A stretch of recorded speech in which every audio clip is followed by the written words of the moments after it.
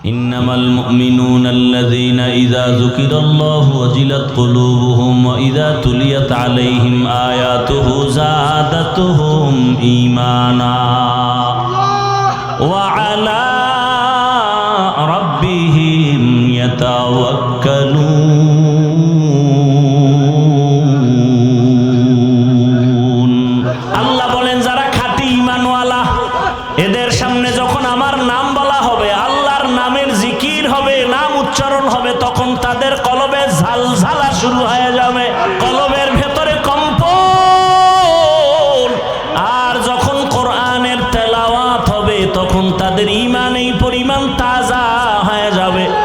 ঈমান যখন তাজা হয়ে যাবে, আরে একটা মানুষের চিন্তা চেতনা এমন, আমি প্রায় সময় বলি, শামসুল হক ফরিদপুরি রহমতুল্লাহ আলাইহি বলেন, দুনিয়াতে যত মানুষ দেখো সব পাগল।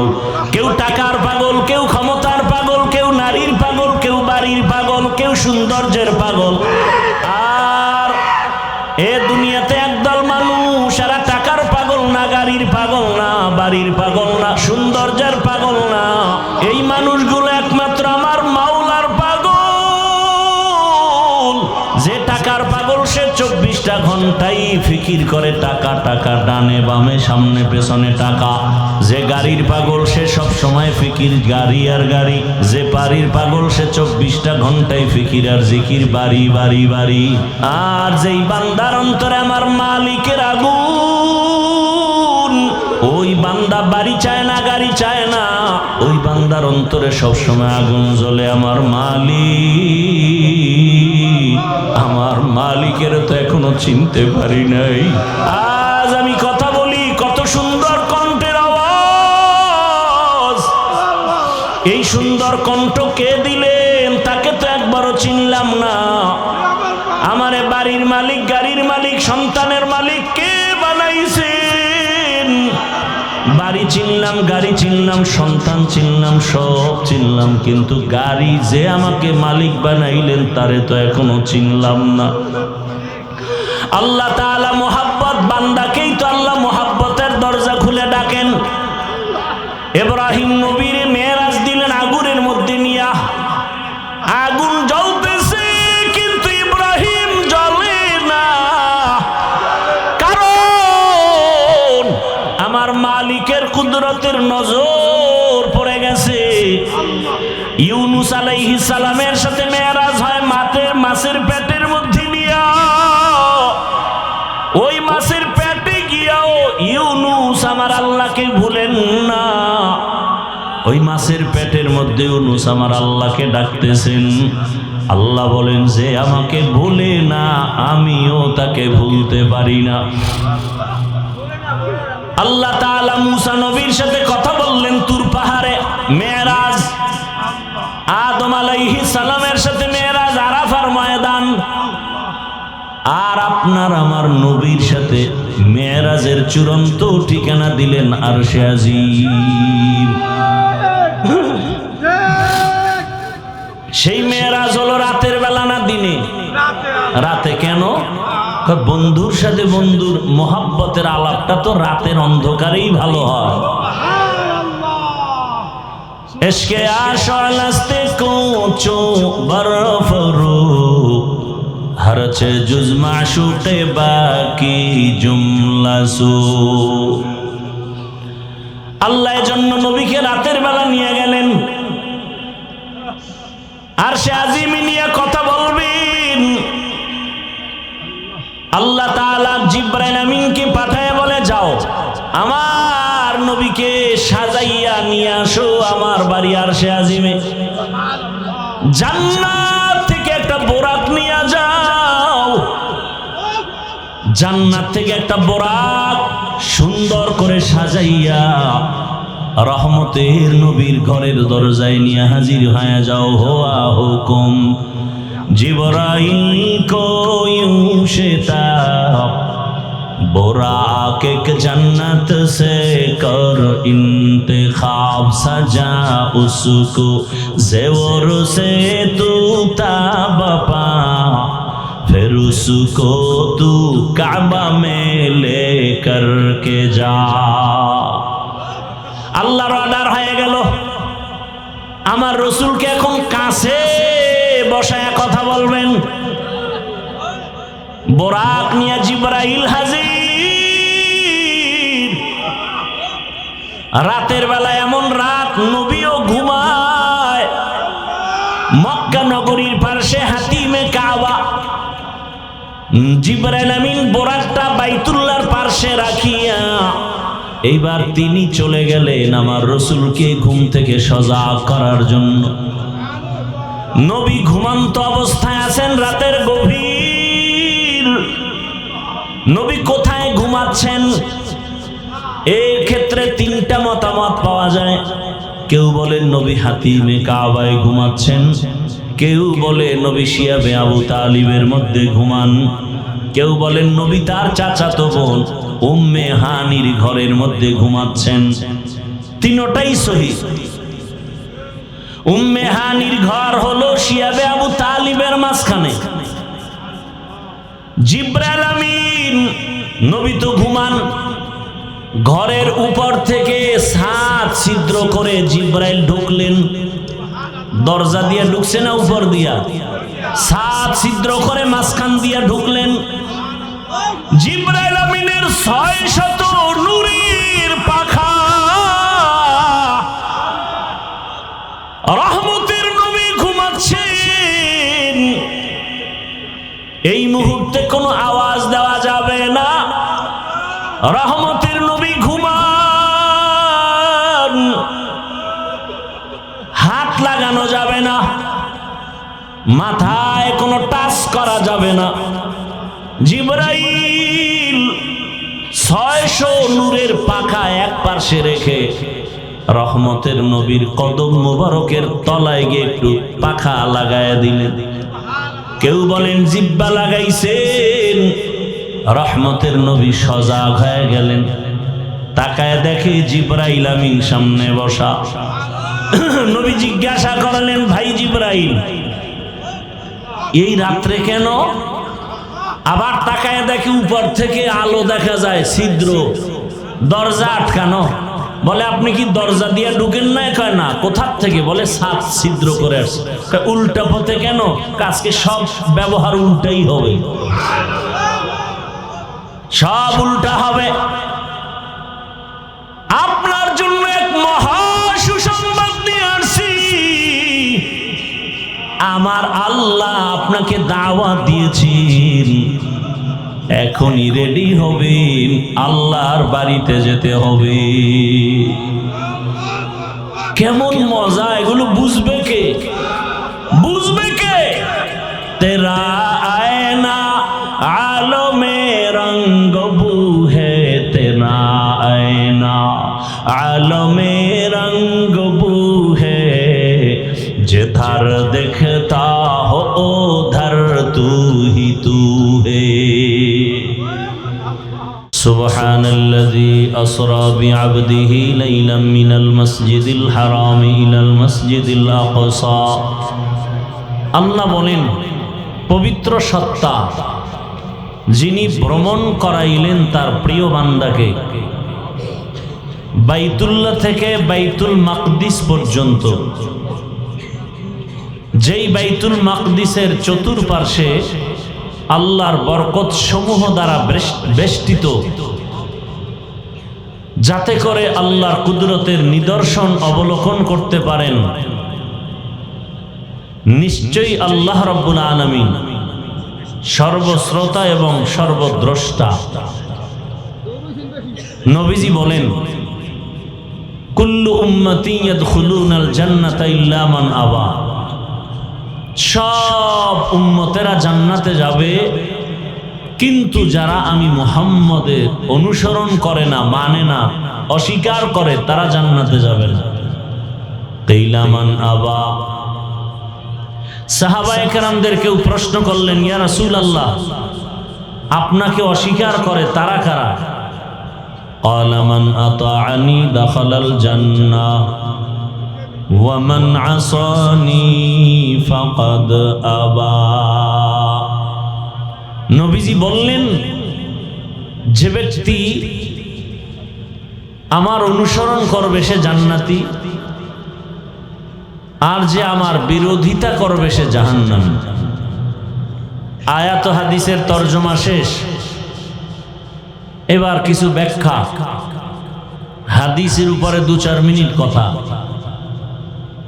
নবীজি বললেন সব উম্মত জান্নাতে যাবে, কিন্তু যারা নবীকে মানে না তারা যাবে না। এখানে একটু কথা খেয়াল করবেন। সাহাবায়ে কেরাম প্রশ্ন করলেন, হে আল্লাহর রাসূল, আপনাকে মানে না তারা কারা? নবীজি জবাবটা দিতে গিয়ে ডাইরেক্ট জবাব না দিয়া মাঝখানে একটু দিল নরম তো মায়া বেশি, মায়ার কথা বললেন। মান আতাআনি দাখালাল জান্নাহ ওয়া মান আসানি ফাকাদ আবা। যে আমার অনুসরণ করবে সে জান্নাতে যাবে। এই কথাটার বিপরীত কথা কি দাঁড়ায়? যে আমার অনুসরণ করবে না সে জান্নাতে যাবে না। কথা বুঝেননি? নবীজি বললেন সব উম্মত জান্নাতে যাবে, কিন্তু যারা আমাকে মানে না তারা যাবে না। সাহাবায়ে কেরাম প্রশ্ন করলেন, ইয়া রাসূলুল্লাহ, কে আপনাকে মানে না এটা আমরা জানতে চাই। নবীজি কথাটা শেষে বলছেন, মাঝখানে বললেন মান আতাআনি দাখালাল জান্নাহ ওয়া মান আসানি ফাকাদ আবা। যে আমার অনুসরণ করবে সে জান্নাতে যাবে। এই কথার পৃষ্ঠে দাঁড়ায় যে অনুসরণ করবে না সে কোথায় যাবে? কিন্তু নবী এ কথা বলেন নাই। নবী কি বলছেন? যে আমার অনুসরণ করবে না সে জাহান্নামে যাবে বলেন নাই, বলছেন যে আমার বিরোধিতা করবে সে জাহান্নামে যাবে। এই এতটুকু কথার মধ্যে অনেক ব্যবধান। নবীর অনুসরণ করবেন না সে জাহান্নামে যাবে নবী বলেন নাই, বরং যে বিরোধিতা করে সে জাহান্নামে যাবে। কি বুঝলাম? মনে করেন একটা লোক দাড়ি রাখে না, নামাজ পড়ে না, জিজ্ঞাসা করলাম, এই যুবক তুমি দাড়ি রাখো না কেন, নামাজ পড়ো না কেন? বলে চেষ্টা করি, পারি না, দোয়া করেন। কি বুঝলেন? সে দাড়ি না রাখার পরেও সুন্নতের প্রতি, রসুলের অনুসরণের আগ্রহ আছে না নাই? তাহলে সে দাড়ি না রাখার পরেও সে মুমিন। হ্যাঁ, আচ্ছা, আরেকজনকে জিজ্ঞাসা করলাম, এই যুবক বাম দিক থেকে, তুমি দাড়ি রাখো না কেন, নামাজ পড়ো না কেন? আমার কথাটা শেষ না হতে বলে দাড়ি না রাখলে অসুবিধা কি? এরকম আছে না নাই? রোজা না রাখলে অসুবিধা কি? নামাজ না পড়লে অসুবিধা কি? দেখেন তো, ডান পার্শ্বের লোকটাও কি দাড়ি নাই, বাম পার্শ্বের লোকটাও। এদিকে খেয়াল করেন, ডান পাশের লোকটা দাড়ি না রাখার পরেও সে কি বেঈমান না মুমিন? কেমনে বুঝলেন সে দাড়ি না রেখে মুমিন? মনে কি আছে? আন্তরিকতা, আগ্রহ আছে। বাম পাশের লোকটাও কিন্তু দাড়ি নেই, কিন্তু সে মুমিন না বেঈমান? বেঈমান। কেন? তার মধ্যে আন্তরিকতা বা আগ্রহ নেই। কয় ভাই আপনি টুপি পরেন না কেন? টুপির মধ্যেই কি ইসলাম? তাহলে টুপি বাপ। ভাই আপনি দাড়ি রাখেন না কেন? দাড়ির মধ্যেই কি ইসলাম? তাহলে দাড়ি বাপ। ভাই আপনি পর্দা করেন না কেন? পর্দার মধ্যেই কি ইসলাম? তো পর্দা বাপ। ভাই মদিনার পোশাক পরেন না কেন? পোশাকের মধ্যেই কি ইসলাম? তাহলে পোশাকও বাপ। তাহলে দাড়ি নেই, টুপি নেই, পোশাক নাই, পর্দা নাই, তো ইসলাম কই? ইসলাম হাওয়ায়, ইসলাম হাওয়ায়। এজন্য যেই লোকটা দাড়ি রাখে নাই, অন্তরে আগ্রহ আছে, দোয়া চাই দাড়ি রাখবো, সে মুমিন। বাম পার্শ্বের ব্যক্তি বলে দাড়ি নাই, আগ্রহ না দেখায় বলে না রাখলে অসুবিধা কি? এই লোকটা দাড়ি রাখলেও বেঈমান। একজনে দাড়ি রাখে না, আর একজন দাড়ি পছন্দ করে না। যে দাড়ি রাখে না সে মুমিন, যে পছন্দ করে না সে বেঈমান। যে নামাজ পড়ে না মুমিন, যে নামাজ পছন্দ করে না সে বেঈমান। কি বুঝেননি কিছু? যে পর্দা করে না সে মুমিন, আগ্রহ আছে করবে। আর যে পর্দার বিধান পছন্দ করে না সে বেঈমান। যে ইসলাম মানে না কিন্তু আগ্রহ আছে সে মুমিন। যে বলে আমার ইসলাম লাগে না, শরীয়ত লাগে না, সে বেঈমান।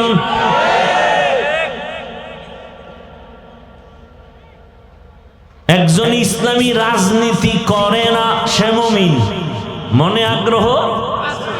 আর একজন ইসলামের রাজনীতি পছন্দ করে না সে বেঈমান। বড় কঠিন কথা। এজন্য নবী বলেছেন, যে আমার অনুসরণ করবে সে জান্নাতে যাবে, যে অনুসরণ করবে না সে জাহান্নামে যাবে। না না, যে আমার বিরোধিতা করবে সে জাহান্নামে যাবে। তো কো যাও সুন্নতে আহমদ কো যা, তো কো যাও সুন্নতে আহমদ কো যা, বা মুহাম্মদ कै बुअद निस्बत तोरा मन अहब्बा सुन्नती कौले रसूल मजदाए का नमाई हम कुन कबूल। হাদিসের উপরে আলোচনা শেষ, এবার আয়াত। কোরআনে হাকিমের মধ্যে 114 সূরার এক সূরার নাম সূরা বনী ইসরাইল। এই সূরাটার নাম আরেকটা আছে সূরা ইসরা। এই সূরার আরেক নাম সূরাতুস সুবহান, কারণ সুবহান শব্দ দিয়ে সূরাটা শুরু। শুরুতেই মেরাজের ঘটনা সম্বলিত আয়াত আল্লাহ নিয়ে আসছেন।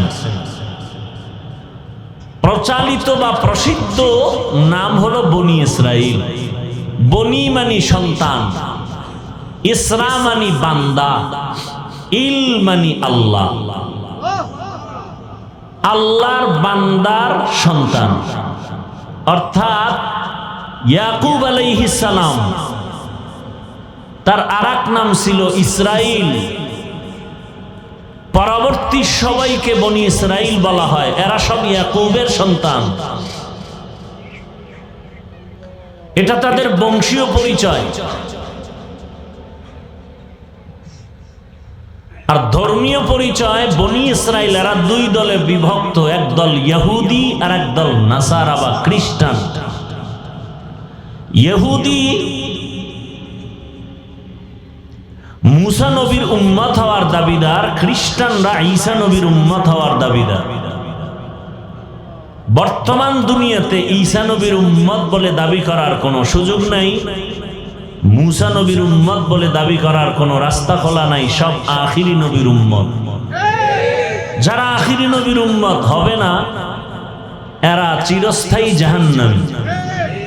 আর আখিরি নবীর উম্মত যারা হবে এদের মধ্যে ৭২ দল জাহান্নামী, এক দল জান্নাতি। যারা আখিরি নবীর উম্মত হবে না এরা বিনা হিসাবে জাহান্নামী। আর যারা আখিরি নবীর উম্মত হবে এদের মধ্যে আবার কয় দল? ৭৩ দল। এর মধ্যে এক দল জান্নাতে যাবে, বাকি ৭২। এই ৭২ দলের মধ্যে হিন্দু নাই, বৌদ্ধ নাই, খ্রিস্টান নাই, ইহুদি নাই, সব মুসলমান। এক দল জান্নাতে যাবে। সাহাবায়ে কেরাম প্রশ্ন করলেন, মান হিয়া ইয়া রাসূলুল্লাহ, যেই দলটা জান্নাতে যাবে তাদের পরিচয় কি? আলামা আনা আলাইহি ওয়া আসহাবি। রহমতের নবী বললেন, আমার আদর্শ যারা মেনে চলবেন, আর আমার ছাত্র সাহাবাদের আদর্শ যারা মেনে চলবেন, তারা জান্নাতি। অতএব বর্তমান দুনিয়াতে যে বলে আমরা নবী মানি, সাহাবা মানি না, তাদেরকে বাছাই করে নেও। এরা মুমিন মুসলমান হলেও ৭২ দল জাহান্নামীদের অন্তর্ভুক্ত। তুকু যাও সুন্নতে আহমদ কু যাবা মুহাম্মদ কে বুয়াদ নিসবত তোরা মান আহাব্বা সুন্নতি কওলে রসূল মজদায়ে কানা মাই হাম কুন কবুল। ঘুমে ধরছে আপনাদের? বাসায় গিয়ে তো মোবাইল চালাবেন, ঘুমাবেন না, গুনাহ করবেন। কেউ দেখে না, কে দেখেন? আল্লাহরে ফাঁকি দেওয়া যাবে? মানুষ কয় হাফিজুর রহমান খুব ভালো মানুষ, আল্লাহ কয় আমি তো জানি তুই ভালো না খারাপ। আমি জানি তুই রাতের বেলা মোবাইল চালাও, তোর হাত না পাক, তোর চোখ না পাক, তোর জিহ্বা না পাক, তোর অন্তর না পাক। এত সোজা না জান্নাত পাওয়া? জান্নাত পাওয়া যদি সোজা হইতো, জান্নাতের টিকিট হাতের মধ্যে পেয়ে আবু বকর সারাটা জীবন কেন কান্না করলেন? রহমতের নবী আমার এশার নামাজের সাথে সাথে ঘুমায় যান, কারো সাথে কোনো কথা নাই। রহমতের নবী মসজিদে নববীর পাশেই তো হুজুরা আম্মা জান আয়েশা রাদিয়াল্লাহু আনহার হুজুরা। এশার নামাজে নবী ঘুমিয়ে পড়েছেন, আম্মা জান আয়েশা রাদিয়াল্লাহু আনহার হুজরার ভেতরে। নবী বলেন আমি যখন ঘুমায়া যাই, আমার চোখ যদিও বন্ধ হয়, আমার কলব কখনো ঘুমায় না। আমার কলব অল টাইম জিন্দা। আমার ঘুম যখন চেপে আসলো, হঠাৎ ঘুমের মাঝে কান্নার আওয়াজ,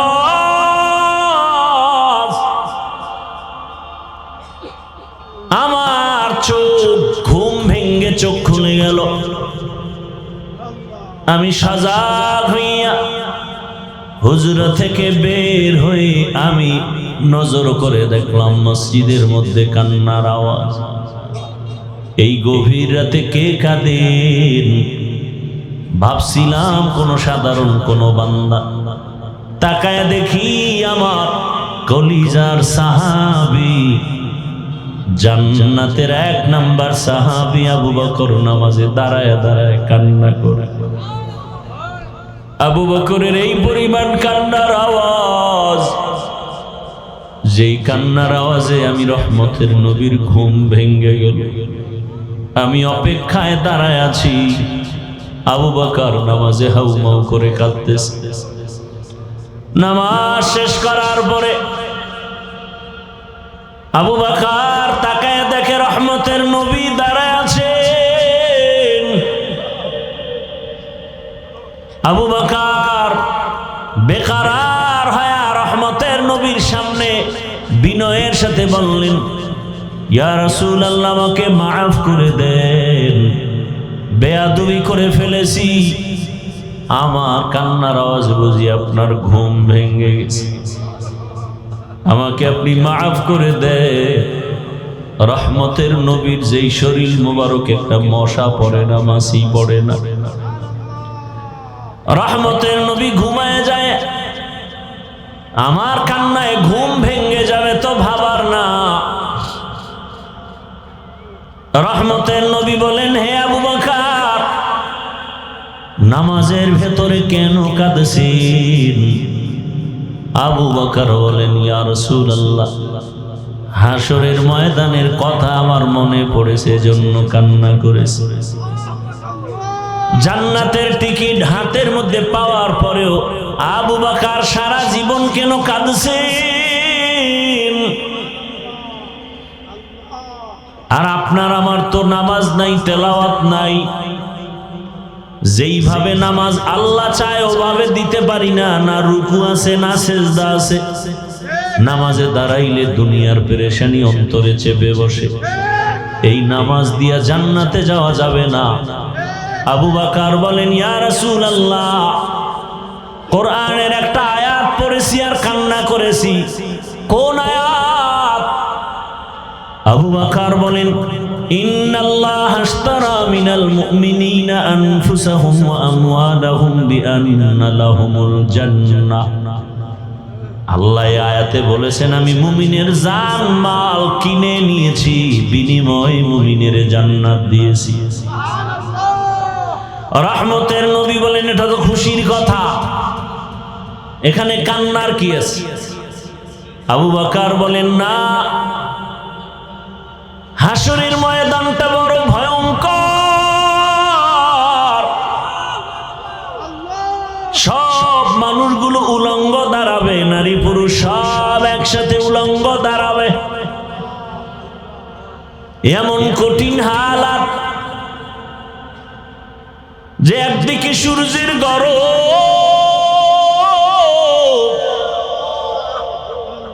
আবার জাহান্নামের চিৎকারের আওয়াজ। ওদিকে নবী আপনিই বয়ান করে কান্না করে বলেছেন, আল্লাহ রাগ হয়ে যাবেন। এমন কঠিন সময় হাসরের মাঠে নবীরা পর্যন্ত ভয়ে কান্না শুরু করবেন। আদম নবী কাঁদবেন, মূসা নবী কাঁদবেন, ইব্রাহিম নবী কাঁদবেন। ওই কঠিন সময় আল্লাহর আদালতে যদি আমাকে ডাকা হয়, আবু বকর, আমার জানমাল আমি নিয়ে তোমার জানমাল নিয়ে জান্নাত দিয়েছি, বিনিময়ে কি পুঁজি নিয়ে আসছো বলো? আমি যদি বলি, ও দয়ার মালিক, নামাজ রোজা তেলাওয়াত নিয়ে আসছি। আল্লাহ যদি বলেন, যেইভাবে নামাজ চাইছি ওভাবে নামাজ পড়তে পারো নাই, যেভাবে জিকির চাইছি ওইভাবে মজা করে জিকির করতে পারো নাই, যেভাবে তেলাওয়াত চাইছি হক আদায় করে তেলাওয়াত করো নাই, আজ তোমার জানমাল নিয়ে তুমি জাহান্নামে যাও, আমার জান্নাত আমারে ফিরাইয়া দাও। ও রহমতের নবী, ওদিন আমার কি উপায় হবে? হক আদায় করে নামাজও পড়তে পারলাম না, তেলাওয়াত করতে পারলাম না।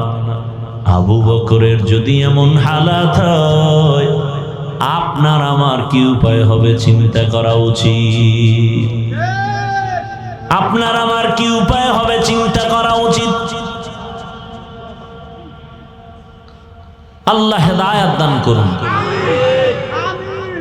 জীবন ভরই তো ঘুমায় কাটাইলেন, একটা রাত আল্লাহর জন্য দিছেন। আল্লাহ চাইলে পারবেন দিতে?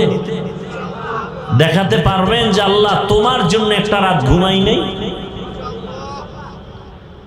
অন্তত এরকম কোরআনের বাগান আল্লাহওয়ালাদের মজলিসে যদি বসতে পারেন, নিয়তটাকে খালেস করে বসবেন, চোখের পানি নিয়ে বিদায় হবেন, আল্লাহ তাআলা এরকম এক প্যান্ডেল মজলিস আরশে আজিমে ফেরেশতা দ্বারা মিলায় রাখছেন। ওখানে আমাদের গুণগান হচ্ছে আরশে আজিমে। আল্লাহ ফেরেশতাদেরকে বলতেছেন, এমদাদিয়ার ময়দানে যে মানুষ এত ঠান্ডা শীতের মধ্যে বসে আছে, টাকা চায় না, বাড়ি চায় না, গাড়ি চায় না, ফেরেশতারা আমি জানি ওরা কি চায়। ফেরেশতারা বলে, আল্লাহ আপনাকে চায়, জান্নাত চায়, জাহান্নাম থেকে তারা মুক্তি চায়। আল্লাহ বলেন, ফেরেশতারা সাক্ষী থাক, ওই ময়দানের সব মানুষের গুনাহগুলো আমি মাফ করে দিলাম। আতিনা ফি দারে দুনিয়া না হাসান, আতিনা ফি দারে উকবা না حسن يا غياث المستغيث نهدنا لافتخارا بالعلوم والغنى ہر گوری دینے کو تو تیار ہے جو نہ مانگے اس سے تو بیزار ہے সূরাটার নাম বনি ইসরাইল আল্লাহ তাআলা রাসূলকে গোটা দুনিয়ার মানুষকে আল্লাহ বানাবার আগেই সিদ্ধান্ত নিলেন মানুষ হবে সৃষ্টির শ্রেষ্ঠ জাতি মানুষের মতো দামি আর কোনো প্রাণী হবে না সিদ্ধান্ত নিয়ে আল্লাহ মানুষ সৃষ্টি করলেন এরপরে দুনিয়াতে পাঠালেন পাঠানোর পর এই শ্রেষ্ঠত্ব ধরে রাখার জন্য দুইটা ব্যবস্থা দিলেন যেই দুই ব্যবস্থা ধরে রাখলে মানুষ দুনিয়াতেও বাদশা হবে কিয়ামতেও বাদশার হালাতে জান্নাতে যাবে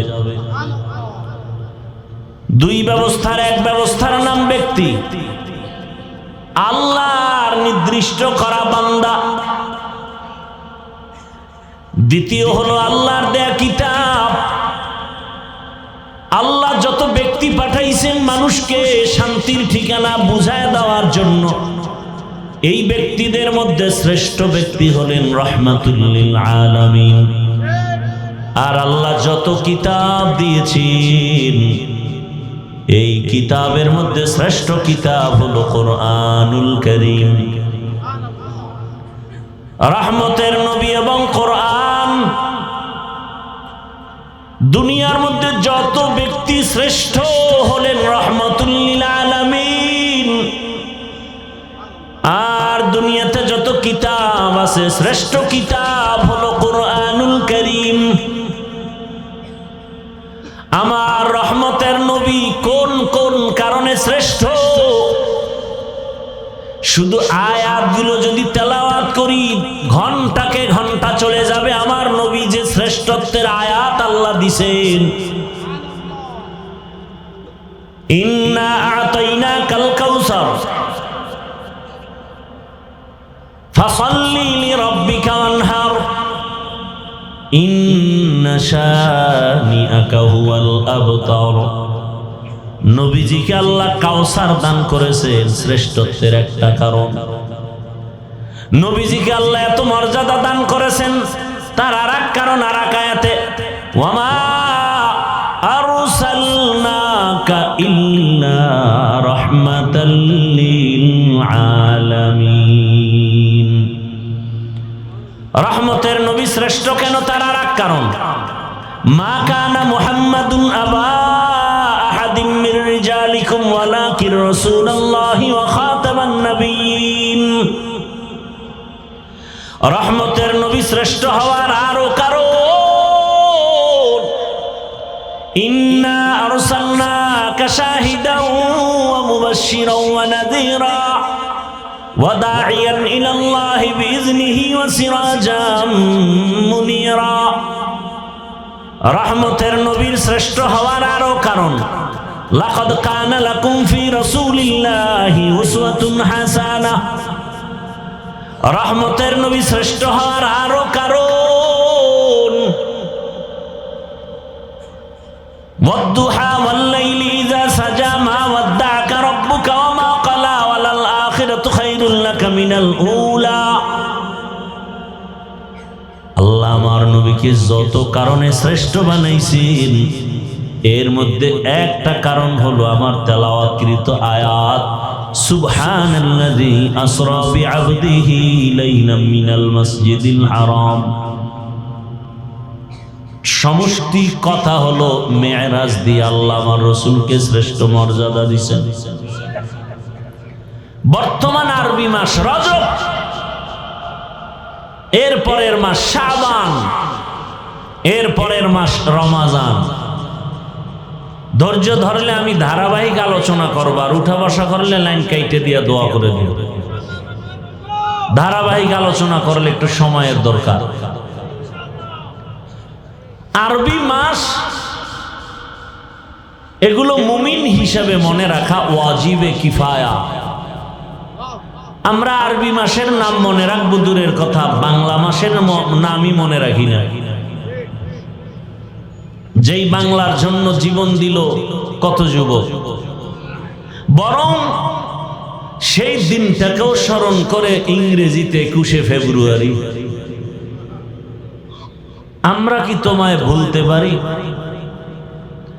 21শে ফেব্রুয়ারি এই ইংলিশ নামটা উচ্চারিত হওয়ার জন্য ওরা জীবন দেয়নি, বাংলা ভাষা ঠিক রাখার জন্য দিয়েছে। যাই হোক, আরবি মাসের নাম মনে রাখা উচিত, তবে আমাদের মাঝে একেবারে যে মনে রাখে না তা না। কিছু কিছু মাসের নাম আমাদের বাংলাদেশি জাতিরা মনে রাখে, যেই মাসে খাওন পাওয়া যায়, খাওন।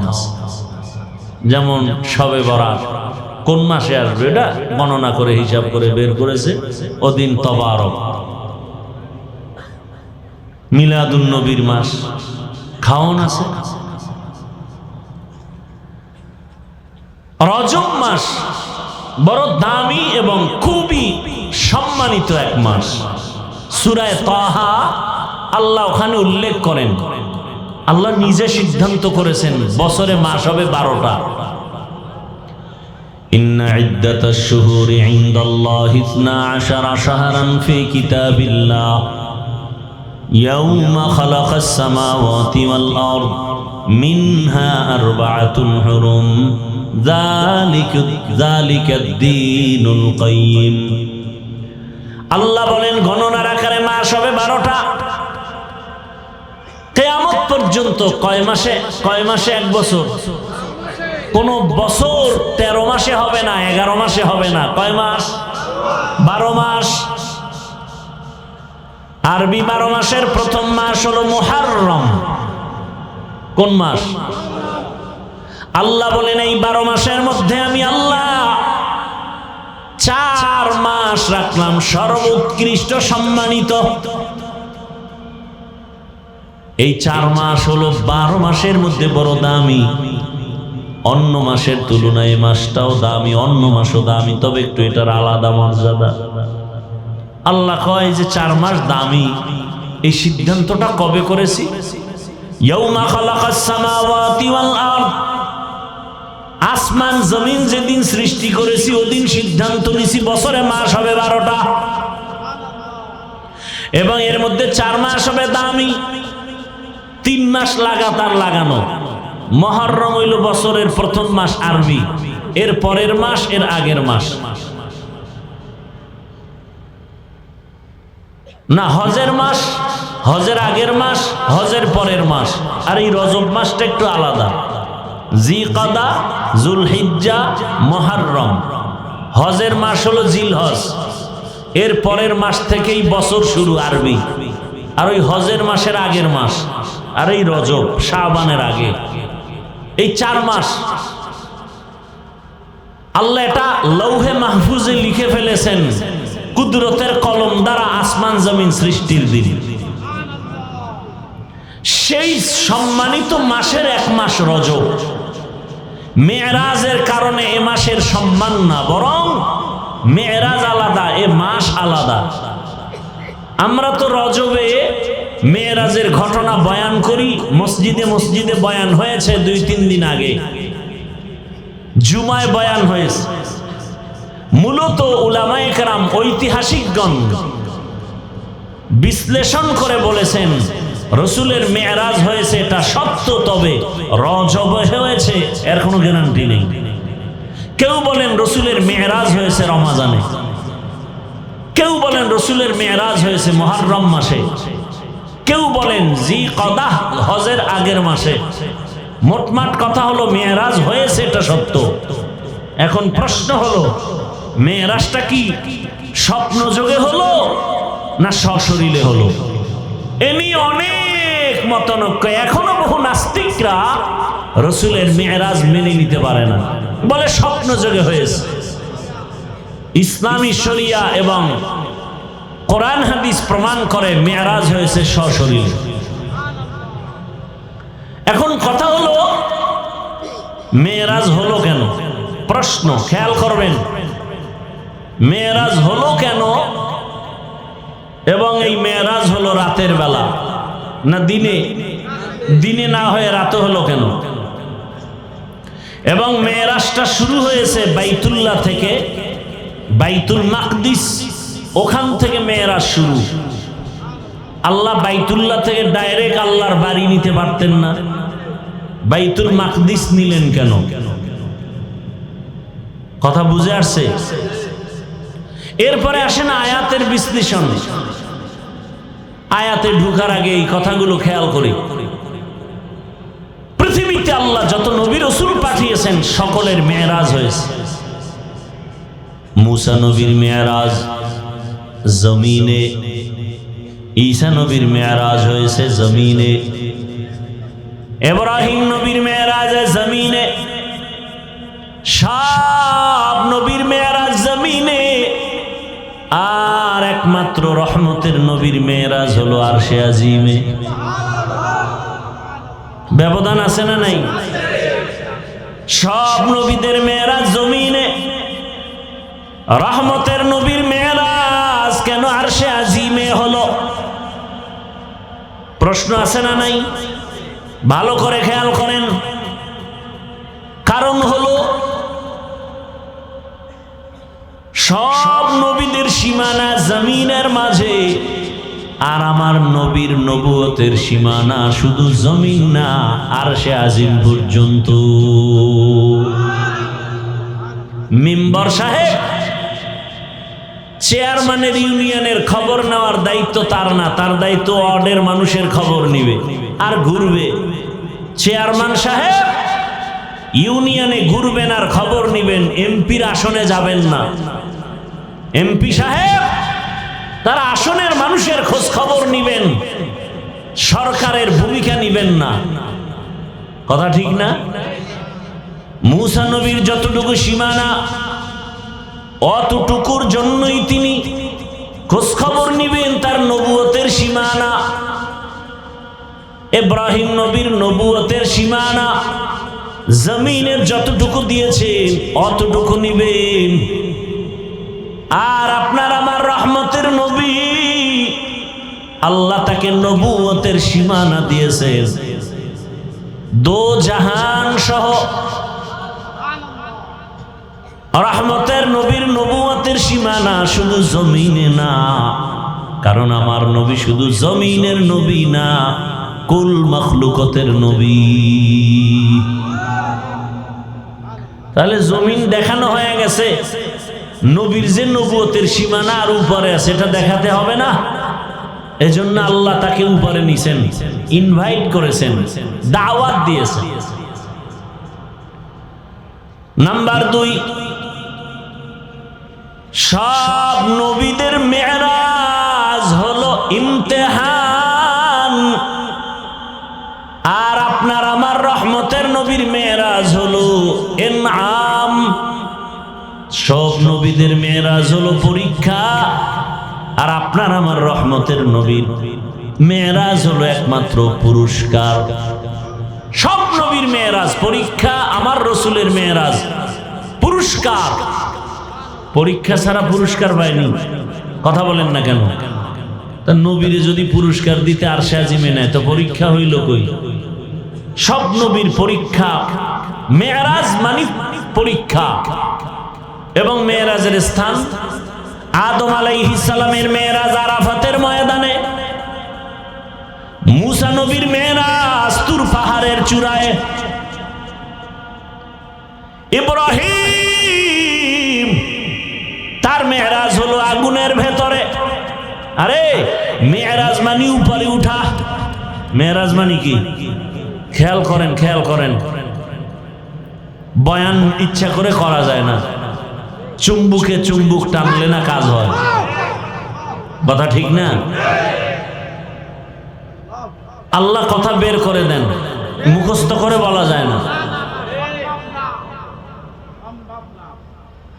আপনাদের দিলের আকর্ষণ, মহাব্বত কথা বের করবে। এলেমের মাস্তানি চলে না তো এ জায়গায়। বহু আলেম মাইকের সামনে বসলে কথা বলা যায় না, পারে না। বড় আলেম, আল্লাহ যাকে পছন্দ করেন আল্লাহ তাকে দিয়ে সে কাজ নেবেন। সে মাইকের সামনে কথা না বললে কি হবে? গোটা দুনিয়াতে বক্তা তৈরি করার ফ্যাক্টরিতে তারা বসে আছেন। আমাদের এলেম শিখাইছেন না? এই যে আমার ওস্তাদ বয়ান করলেন মাগরিবের এশার আগে, এজন্য খেয়াল করেন। অনেকের কাছে ভালো লাগে না, না? হ্যাঁ, এই বয়ান এক জায়গায় করছিলাম প্রায় 2.5 ঘন্টার বেশি। ভালো করে খেয়াল করেন, ইব্রাহিম নবীর মেরাজ আগুনের ভেতরে কেমনে হয়েছে? কাহিনীতে ঢুকলে আর সম্ভব? এ রাত শেষ হয়ে যাবে। আগুনের মধ্যে কেমনে মেরাজ হয়েছে? ও মেরাজ মানে কি? উপরে উঠা। এই উপরে উঠা একটা হলো জাহেরি আর একটা হলো বাতিনি। একটা কি আর একটা কি? বাতিনি। মেরাজের মূল থিম, মূল টার্গেট রবের সাথে তাআল্লুক আর মাআল্লা তৈরি করা। খুব খেয়াল করি ভাইরা আমার, বয়ান করতে দিতে হবে, নাইলে তো পারবো না আগাইতে। খেয়াল করেন, মেরাজ, উরুজ, ঊর্ধ্বে গমন, উপরের দিকে উঠা। মুফাসসিরিনে কেরাম লিখেছেন এই উপরে উঠা এটা দুই ভাবে। একটা হলো একজনের সিঁড়ি বেয়ে হেঁটে হেঁটে দোতলায় উঠছে, এটাও কি উপরে উঠা। আর এই উঠা হলো মর্যাদার লাইনে উপরে উঠা। মর্যাদার লাইনে উপরে উঠা। মর্যাদা দিবেন আমার আল্লাহ, এটা একটা উপরে উঠা মর্যাদার লাইনে, এটা জাহিরি আর একটা বাতিনি। রহমতের নবী আমার দোনো লাইনেই আগায়া যাইতেছে। একটা উপরে উঠা মর্যাদা, বেয়াদবি ক্ষমা চাই, বুঝাবার জন্য বলছি। আমি স্টেজে বসা, আপনারা কোথায় বসা? নিচে বসা। আমি যে উপরে উঠলাম এটা কি এমনেই না কোনো সম্মানের কারণে? বলেন, এটা সম্মান না অসম্মান? এটা জাহিরি না বাতিনি? জাহিরি। সম্মানের সাথে উপরে উঠা, তুলনামূলক এটা জাহিরি। আর একটা হলো বাতিনি। একই জায়গায় বসছেন আবু বকর, ওমর, ওসমান, আলী, রহমতের নবীও। দস্তারখানে খানা চলছে, একই সাথে বসা, উপরে নিচে নাই। মর্যাদা কার বেশি? কঠিন কঠিন। এটা তো বাতিনি মর্যাদা। রাসূল দোনোটা পেয়েছেন। আর মুসা নবীর মর্যাদা জাহিরি ভাবে। মেরাজ কয় না, নামাজে কি হয়? মুমিনের মেরাজ নামাজ। বড় কঠিন হালাত। আল্লাহ বান্দার সাথে মেরাজে কথা বলবেন। রহমতের নবীর সাথে তো কথা হয়, কিন্তু আল্লাহ চাইতেছেন মোহাব্বত যখন বাড়তে থাকে বাড়তে থাকে বাড়তে থাকে, তখন মোহাব্বতের আশিক আর মাশুক চায় কাছাকাছি হয়ে কথা বলবেন, কাছাকাছি হয়ে কথা বলবেন। দূরে দূরে কয়দিন।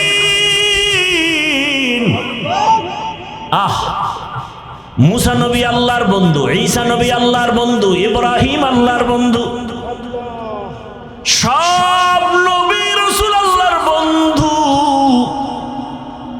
আপনার আমার নবীও আল্লাহর বন্ধু, তবে ব্যবধান সব নবী রাসূল আমার আল্লাহ তাআলার আশিক আর আমার আল্লাহ নিজে হলেন মুহাম্মদের আশিক।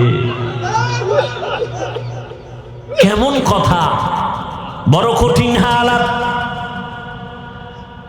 রবের সাথে মেরাজ হবে মানে কাছে নিয়ে কথা বলবেন, গোপনে। আল্লাহর নবী মুসা দৌড়ায় তুর পাহাড়ে মালিকের সাথে কথা বলবে। কথা যত বলে মায়া তত বাড়ে, মোহাব্বত বাড়ে।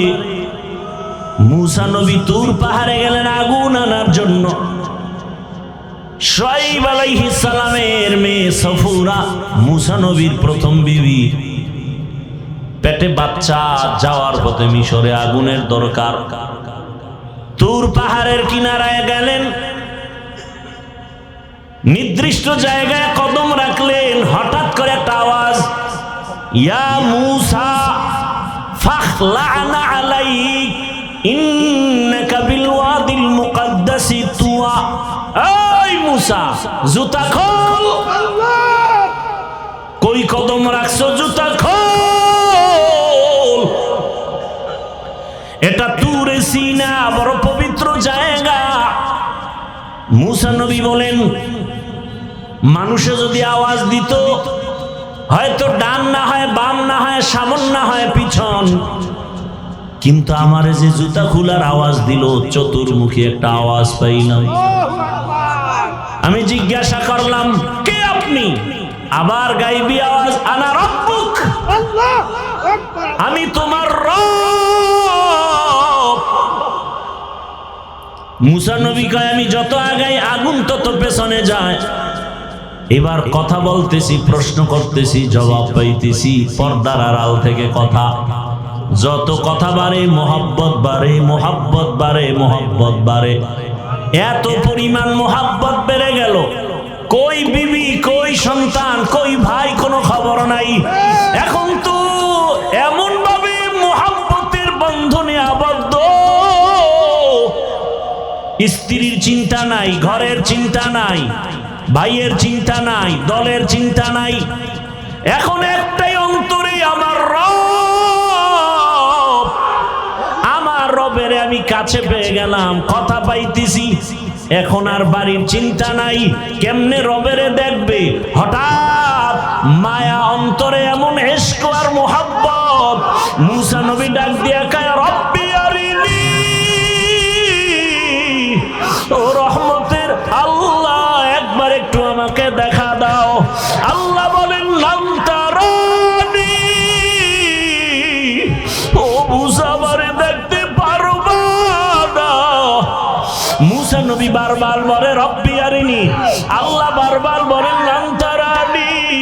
মুসা নবী বলেন, আসো আমাকে একটু দেখা দাও। রবের নাম নাও, রবের নাম শুনি, রবের আওয়াজ শুনি, এত মজা, এত মজা।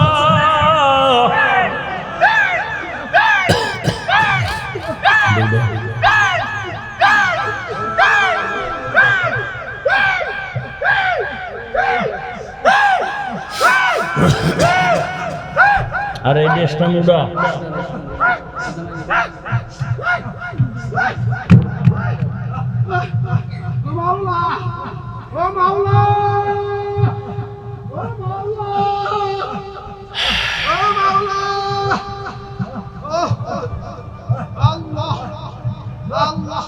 আটকাও আটকাও, রাইট করে।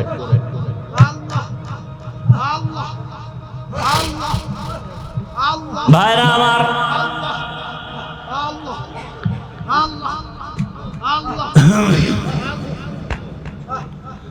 আল্লাহ, আসলে ভাই বাবা মারা গেছে কারো, এরকম হয় না? কথা বলেন না কেন? তো দু চারটা সন্তান আসছে, বাবায় মারা গেছে, কেউ গামছা চোখে দিয়ে কান্না করে। আবার একটা ছেলে আইসা মাটিতে গড়াগড়ি খায় আর চিল্লায়, এরকম নাই? তাহলে কেউ বলবে কি ওই ছেলেটা আসলে খারাপ? না, ও বাবার মায়া এত পরিমাণ, নিজের আর কন্ট্রোলে রাখতে পারে নাই। আরে আগুন তো গরম, আগুন ঠান্ডা না গরম? তো ইশক আর মোহাব্বত একটা আগুনের মতো। কিসের মতো? আগুনের মতো। আল্লাহ নিজে বলতেছেন, ইন্নামাল মুমিনুনা আল্লাযীনা ইযা যুকিরাল্লাহু ওয়াজিলাত কুলুবুহুম ওয়া ইযা তুলিয়াত আলাইহিম আয়াতুহু যাদাতুহুম ঈমানা ওয়া আলা রাব্বিহিম ইয়াতাওয়াক্কালুন।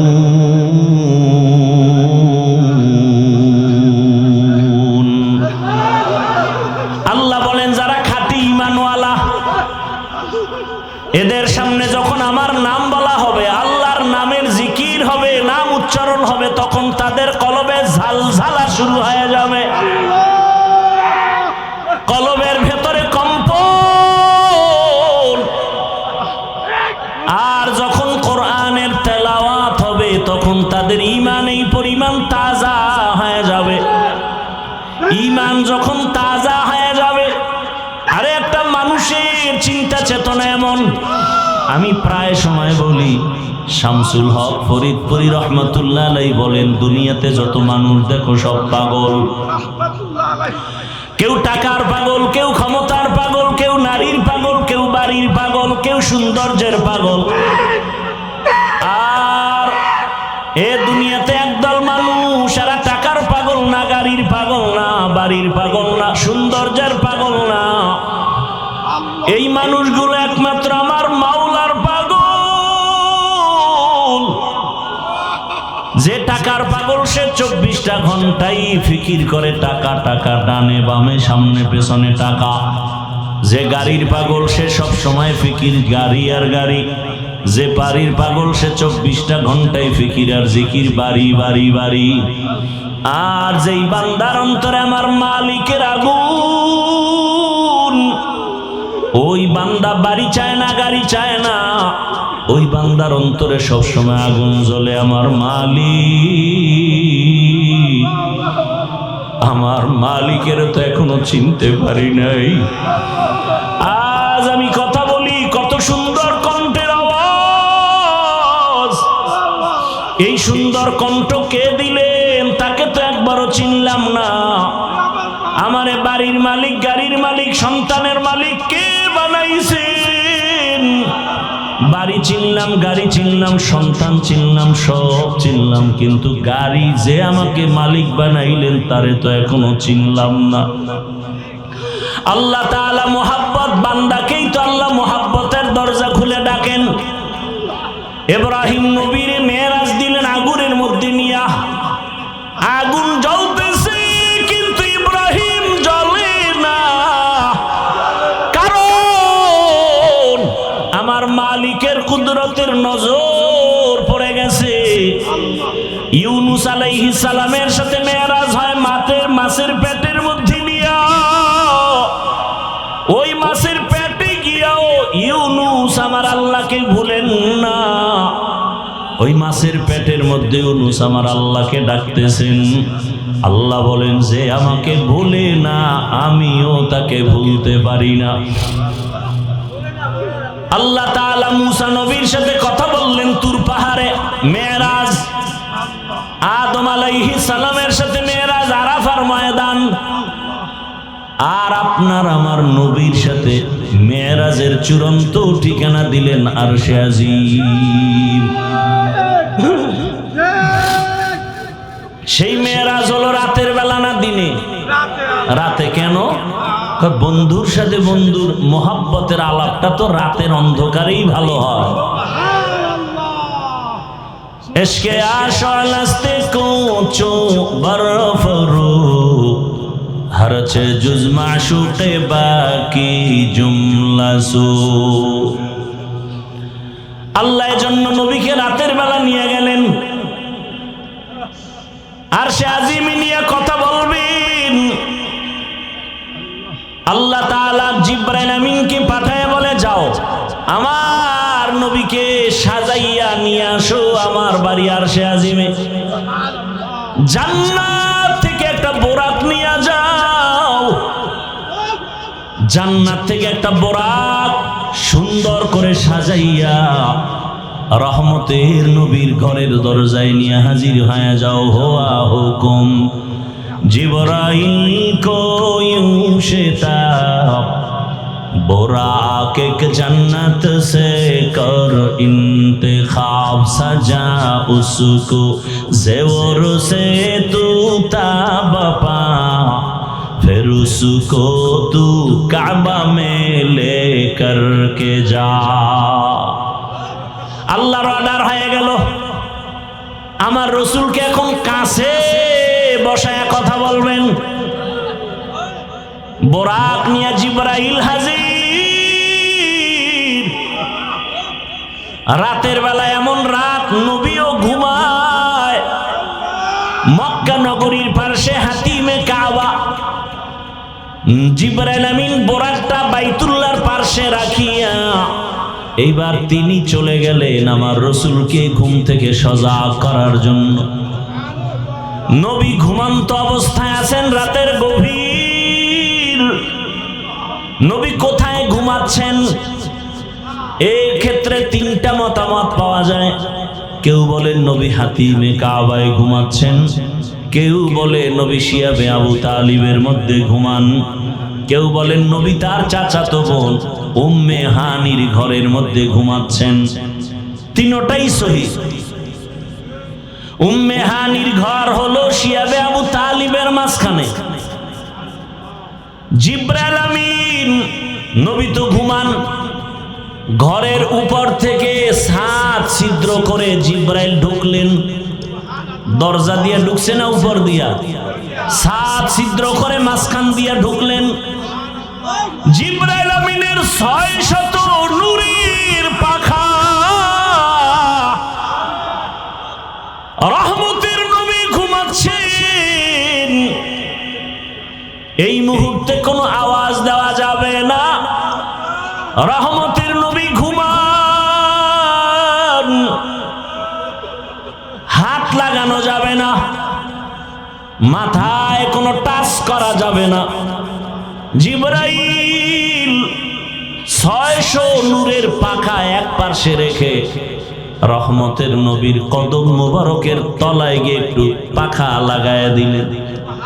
কেউ বলেন জিব্বা লাগাইছেন। রহমতের নবী সজাগ হয়ে গেলেন। তাকায় দেখে জিবরাইল আমিন সামনে বসা। নবী জিজ্ঞাসা করলেন, ভাই জিবরাইল, এই রাত্রে কেন? আবার তাকায় দেখে উপর থেকে আলো দেখা যায়, ছিদ্র, দরজা আটকানো। বলে আপনি কি দরজা দিয়ে ঢুকেন না? কয় না। কোথার থেকে? বলে 7 ছিদ্র করে আসছে। উল্টা পথে কেন? আজকে সব ব্যবহার উল্টাই হবে, সব উল্টা হবে। আপনার জন্য এক মহা সুসংবাদ নিয়ে আসছি। আমার আল্লাহ আপনাকে দাওয়াত দিয়েছেন। এখনই রেডি হবেন, আল্লাহর বাড়িতে যেতে হবে। কেমন মজা! এগুলো বুঝবে কে? বুঝবে কে? তেরা আয়না আলো মে রঙ্গ বু হে, তেরা আয়না আলো মে রঙ্গ বু হে, जिधर दिखता हो उधर तू ही तू है। আরে আল্লাহর মুহাব্বতের বান্দারা, সর্বাবস্থা আমার মালিকের পাওয়ার জন্য পাগল পারা হয়ে থাকে। অন্তরের মধ্যে একটা আগুন জ্বলতে থাকে। দুনিয়ায় সব পেলাম, কিন্তু আসল মালিকের যদি না পাই, আমার কোনোটাই আর জীবনে সফল হবে না। জিবরাইল আমিন বলেন, নবী রেডি হন, চলতে হবে রবের দরবারে। বোরাক রেডি।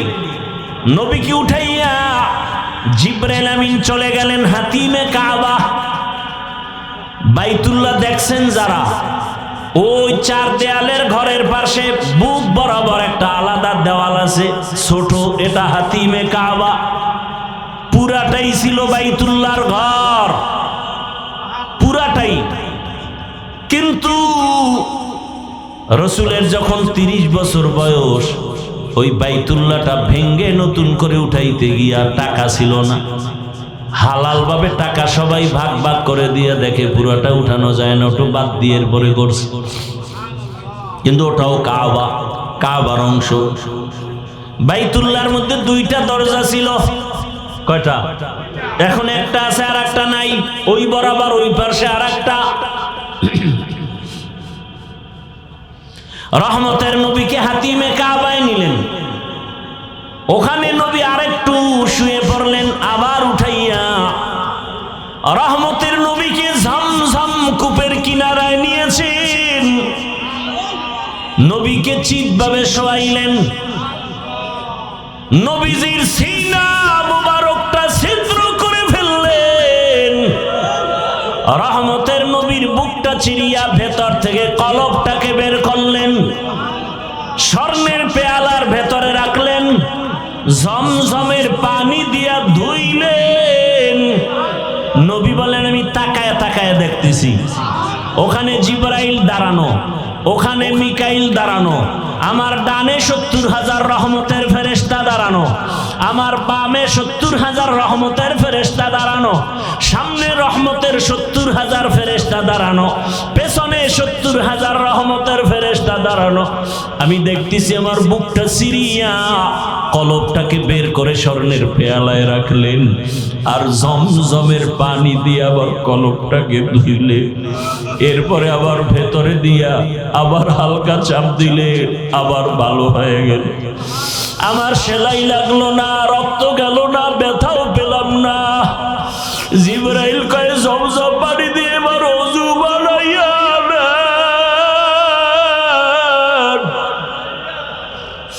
ওযু বানাইয়া রেডি হয়ে যান। মায়ার নবী জমজমের পানি দিয়ে ওযু বানাইছেন। ওরে মুফাসসিরিনে কেরাম বলেন জমজম পানি কাউসারের থেকেও দামি। সাহাবায়ে কেরাম প্রশ্ন করলেন, ইয়া রাসূলুল্লাহ, জমজমের কূপের থেকে crore crore million trillion billion পানি হাজিরা নিয়ে যায়, কিন্তু সেই থেকে আজ পর্যন্ত একটু পানি কমেও না বাড়েও না, এই পানিটার তলা কই? রহমতের নবী বলেন জমজম কূপের তলা হলো হাউজে কাউসারের সাথে লাগানো। জমজম কূপের পানি পান করলে এতটা লাভ, মানুষের পানি পান করলে পিপাসা নিবারণ হয়, ক্ষুধা নিবারণ হয় না। জমজম পানিটা পান করলে ক্ষুধা নিবারণ হয়, পিপাসাও নিবারণ হয়।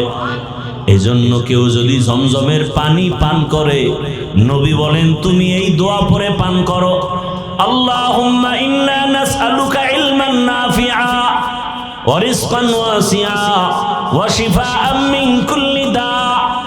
জমজমের পানি পান করো, রোগের ঔষধ। বান্দা তোমার শেফা আল্লাহ দান করবেন, এত পাওয়ারওয়ালা পানি। নবী বলেন ওযু করলাম, এরপরে 2 রাকাত নামাজ আদায় করলাম। মেরাজ সফর শুরু হবে, এখান থেকে একটা সবক, কেউ যদি সফরে বের হও, ওযু সহ বের হও, 2 রাকাত নামাজ পড়ে বের হও। নবী নামাজ কমপ্লিট করে দোয়া করলেন। এবার জিবরাইল বলেন, ইয়া রাসূলুল্লাহ, বোরাক রেডি, উঠেন। নবী উঠবে, কিন্তু বোরাক একটু বাহানা করে, উঠাইতে চায় না। জিবরাইল বলে, বোরাক এমন কেন করো, চিনো? বলে হ্যাঁ চিনি, নি তো রহমতের নবী।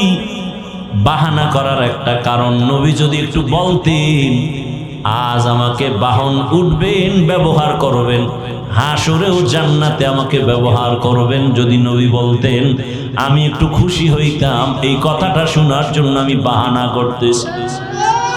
রহমতের নবী আমার পিঠে সওয়ার হয়ে যাবেন। রহমতের নবী উঠলেন, জিবরাইল মিকাইল চলছে। বাইতুল্লাহ থেকে বাইতুল মাকদিস যাইতে 1 মাস লাগে। নবী বলেন আমি তাকায় দেখলাম এই বোরাক একটা কদম দেওয়া মাত্র বাইতুল মাকদিসে হাজির। মসজিদ থেকে মেরাজ শুরু। এজন্যই তো বান্দা মুমিনের মেরাজ হলো নামাজ।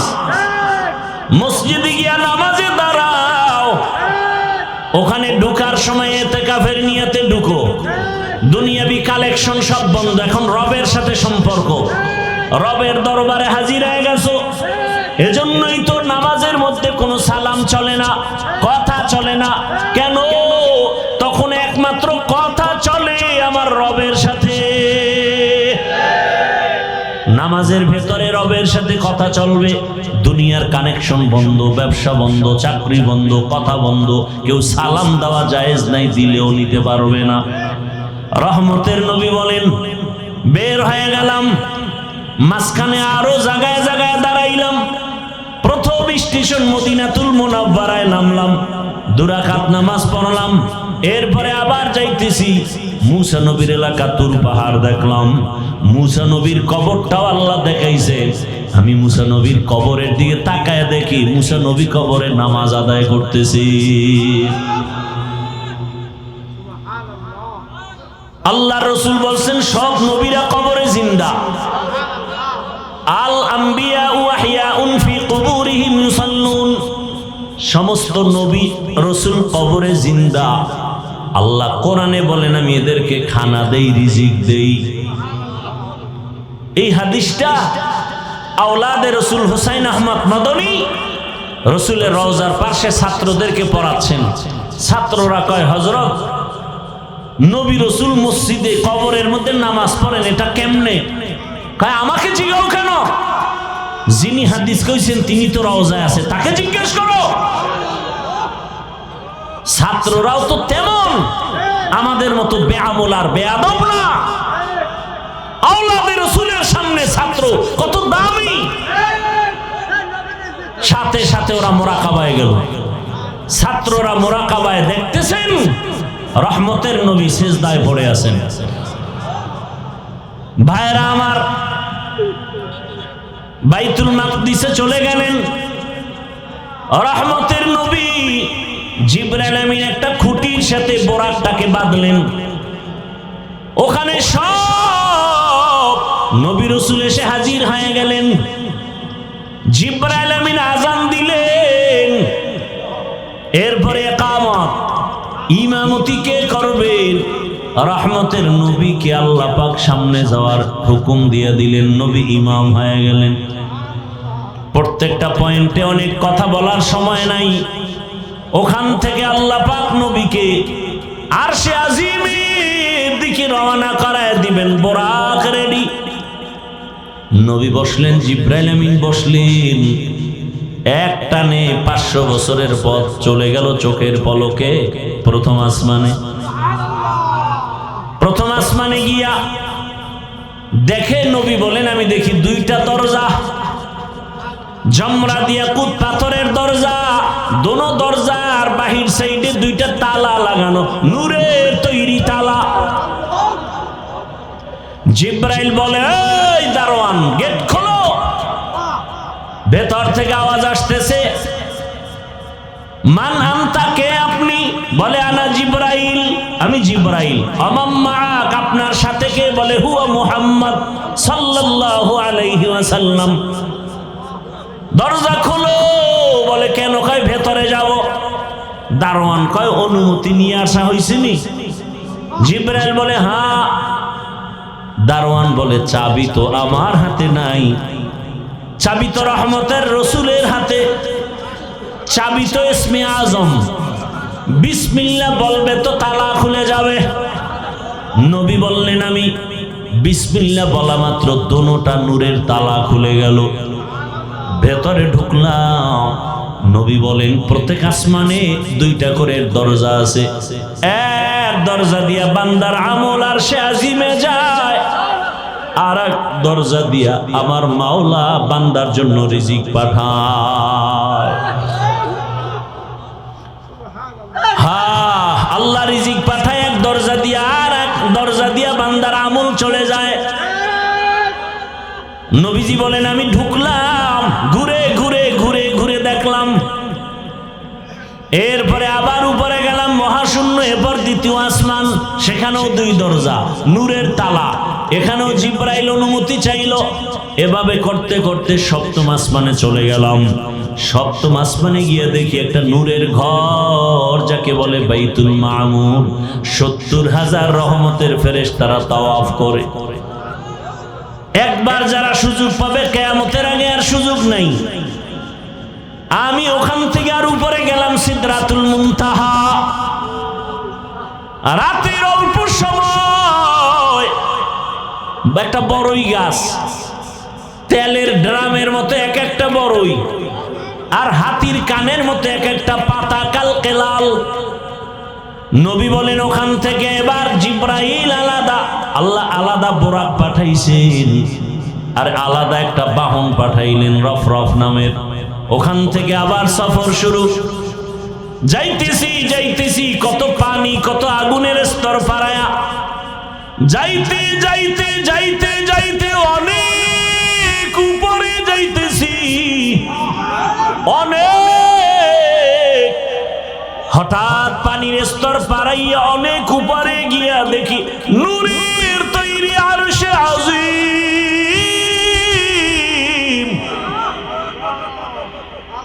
আমি ওখানে গিয়া জুতা খুলতে শুরু করলাম। হঠাৎ করে আওয়াজ আসতেছে, রহমতের নবী জুতা পরে ঢুকেন, আপনার জুতার ধুলি নেওয়ার জন্য আরো অপেক্ষায় আছে। রহমতের নবী ঢুকলেন, আরশে আজিম 8 জন ফেরেশতারা কাঁধে নিয়ে দাঁড়ানো। ওদের পা হলো 7 জমিনের নিচে। ওই ফেরেশতারা জানে না তাদের কাঁধে কি আছে। আরশে আজিমের উপরে হলো আমার আল্লাহর আসন, কুরসি। ওয়াসিআ কুরসিয়ুহুস সামাওয়াতি ওয়াল আরদ। রহমতের নবী ঘুরে ঘুরে দেখতেছেন আল্লাহ পাকের আসন ওই কুদরতের কুরসির চতুর্দিকে 70,000 নূরের পর্দা লাগানো। আমার নবীকে ভেতরে নিয়ে আল্লাহ কথা বলার জন্য আহ্বান করলেন। রহমতের নবীকে পর্দা একটা একটা খুলেন আর ভেতরে নেন, নূরের পর্দা খুলেন আর ভেতরে যান। কাছাকাছি আল্লাহ পাক আমার রহমতের রাসূলকে নিয়া এরপরে কথা বলবেন। আল্লাহ তাআলা বলেন, নবী বলেন, আমাকে আল্লাহর পাশে নিয়া মোহাব্বতের আলোচনা শুরু করলেন। ফাআওহা ইলা আবদিহি মা আওহা। এই ফাজলামি করো কেন?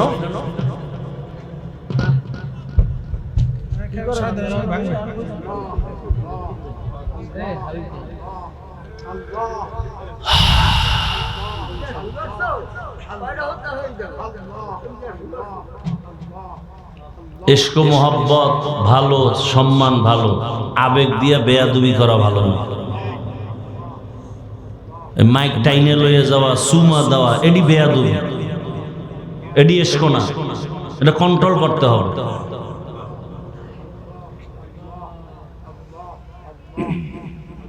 আবেগে বেয়াদবি করা যাবে না। আল্লাহ হেদায়েত দান করুন।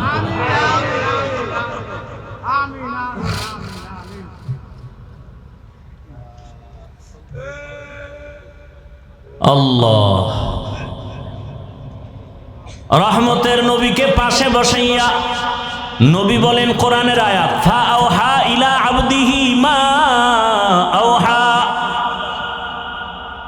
আল্লাহ তাআলা বলেন, আমি রাসূলকে মনের মতো কথা বললাম। এবার আসেন আয়াতের ভেতরে আল্লাহ বলছেন, সুবহান, আমি পবিত্র। আল্লাহ তো সব সময় পবিত্র। মেরাজের ঘটনা বয়ান করতে গিয়ে পবিত্র শব্দ বললেন কেন? মুফাসসিরিনে কেরাম বলেন, মানুষ অনেকে কল্পনা করে এটা কেমনে সম্ভব, কেমনে সম্ভব, কেমনে সম্ভব। আল্লাহ বলেন, তোমার সব প্রশ্ন থেকে আমি পবিত্র, আমি সুবহানের দ্বারা সম্ভব। দুনিয়ার সবাই বলে অসম্ভব, সুবহান তার দ্বারা কি সম্ভব। ঈসা নবীকে জমিন থেকে দ্বিতীয় আসমানে যদি মাওলায় নিতে পারেন, আমার রাসূলকে পারবেন না? পারেন না? মুসা নবীকে আমার আল্লাহ তুর পাহাড়ে নিয়ে কথা বলায় বেহুশ করাতে পারেন, ইউনুস নবীকে মাছের পেটে নিয়ে আবার যদি ফিরিয়ে দিতে পারেন, তাহলে আমার রসুলকে আরশে নেওয়া অসম্ভব। আল্লাহ বলেন সুবহান, আমি পবিত্র সত্তার জন্য সম্ভব। বিলকিসের সিংহাসন সুলাইমান পয়গম্বরের সামনে চোখের পলকে হাজির করেছেন একজন সাধারণ মুসলমান মানুষ, কোরআন ও হাদিসের ইলমওয়ালা, আল্লাহর দেওয়া ইলমের অধিকারী, চোখের পলকে নিয়ে আসছেন। এটা যদি পারে আমার রসুলকে আল্লাহ কেন আরশে আজিমে নিতে পারবেন না? আল্লাহ বলতে গিয়ে বলেন সুবহান, পবিত্র সত্তা, আল্লাযী আসরা বিআবদিহি, ভ্রমণ করাইলেন তার বান্দাকে। এখানে একটা পয়েন্ট খুব খেয়াল করবেন, ভ্রমণ করাইলেন আল্লাহ তার, এখানে বান্দা বলতে কে? মুহাম্মদুর রাসূলুল্লাহ। আচ্ছা, এখানে অনেক কঠিন কথা। কোরআনে হাকিমে আমার আল্লাহ নূহ নবীকে নাম ধরে ডাকছেন, ইয়া নূহ। ইব্রাহিম নবীরে ডাকলেন ওয়ানাদাইনাহু আইয়া ইব্রাহিম। মূসা নবীরে ডাকলেন আমা তিলকা বিয়ামিনিকা ইয়া মূসা।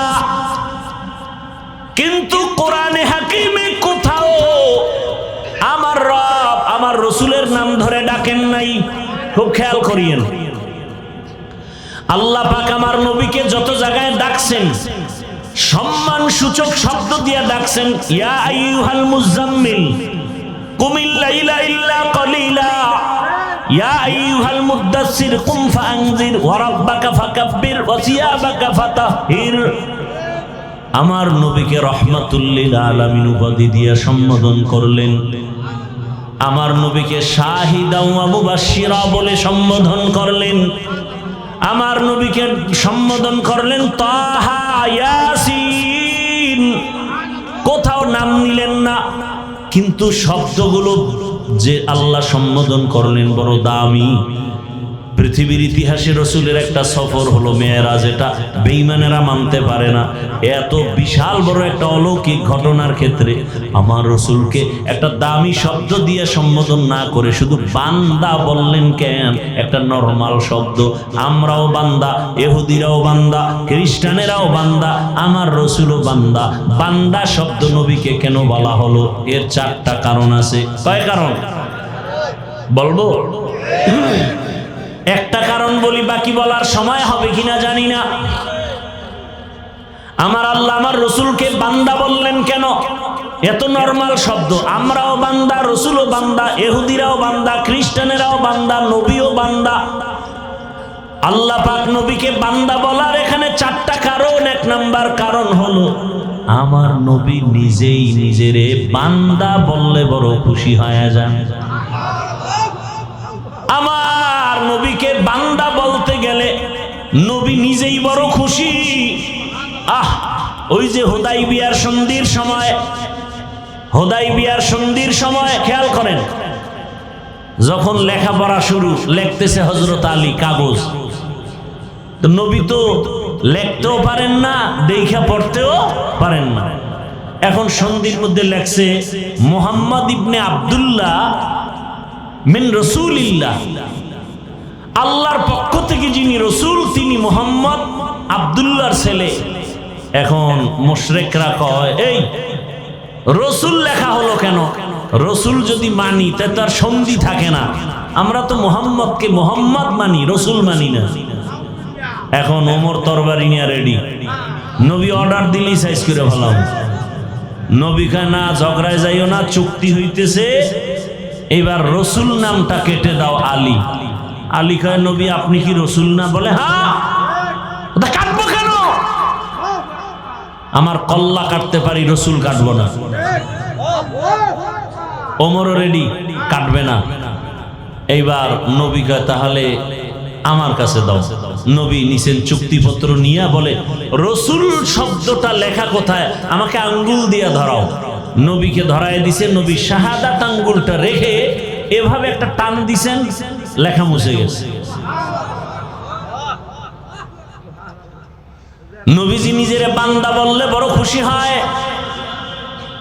কারণ আম্মা জান আয়েশা রাদিয়াল্লাহু আনহা একদিন রহমতের নবীকে জিজ্ঞাসা করেন, ইয়া রাসূলুল্লাহ, আপনি এত কষ্ট করেন, ইবাদত করেন, পা ফুলে যায়, এত পরিমাণ রাসূল ইবাদতে সময় কাটান, পা ফুলে যায়।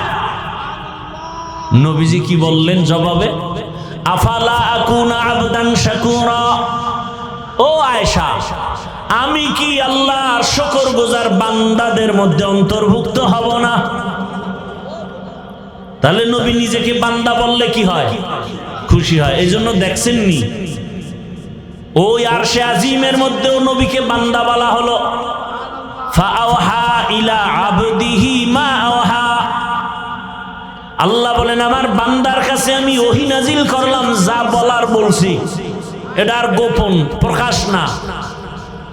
এবার আরো মজার কথা, নবীর জিগে আপনি যে আমার বাড়ি আসছেন, হাদিয়া নিয়ে আসা দরকার না? কি নিয়ে আসছেন? নবী বলেন আত্তাহিয়াতু লিল্লাহ ওয়াসসালাওয়াতু ওয়াত-তাইয়্যিবাত, তিনটা নিয়ে আইছি হাদিয়া। আল্লাহ কয় আমিও তিনটা দিলাম। আসসালামু আলাইকা আইয়ুহান নবী ওয়া রাহমাতুল্লাহি ওয়া বারাকাতুহু। নবীকে আমি একা নিলাম না, আমার উম্মতেরও ভাগে লইলাম। উম্মতের কান্ডারি নবী,